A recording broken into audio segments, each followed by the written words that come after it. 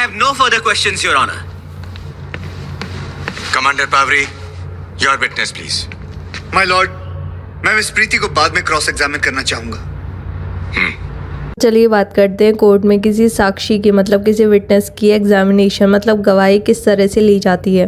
भारतीय साक्ष्य अधिनियम और इंडियन एविडेंस एक्ट के अंडर जो जनरल रूल है वो ये है, सबसे पहले जिस पार्टी ने उस पर्सन को एज अ विटनेस कोर्ट में बुलाया है वो पार्टी उससे क्वेश्चन पुटअप करेगी, जिसको बोला जाता है विटनेस का एग्जामिनेशन इन चीफ मतलब साक्षी की मुख्य परीक्षा।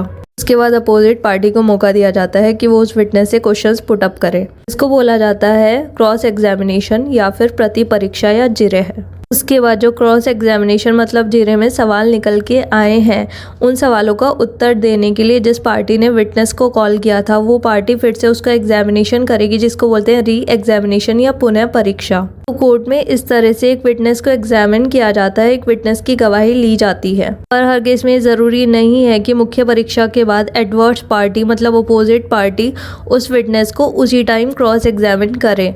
ऐसा भी किया जा सकता है कि सब साक्षियों की मतलब जितने भी विटनेस हैं उन सब की चीफ एग्जामिनेशन मतलब मुख्य परीक्षा लेने के बाद कोर्ट ऑर्डर करे कि सबका क्रॉस एग्जामिनेशन बाद में एक साथ होगा।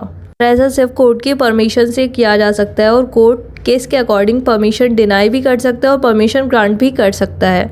माय लॉर्ड, मैं मिस प्रीति मखीजा का क्रॉस एग्जामिनेशन करना चाहूंगा।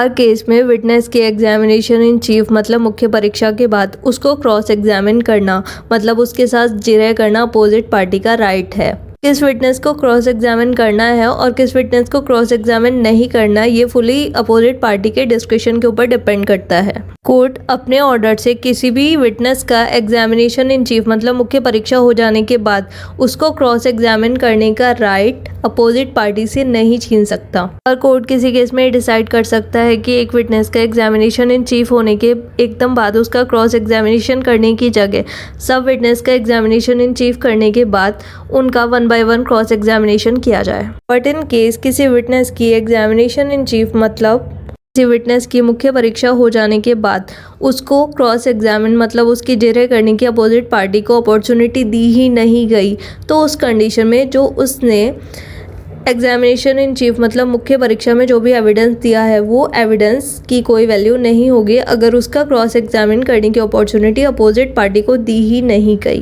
मतलब किसी विटनेस का दिया गया एविडेंस तभी कंसीडर होगा जब उसका प्रॉपर क्रॉस एग्जामिनेशन करने की अपॉर्चुनिटी अपोजिट पार्टी को दी गई हो।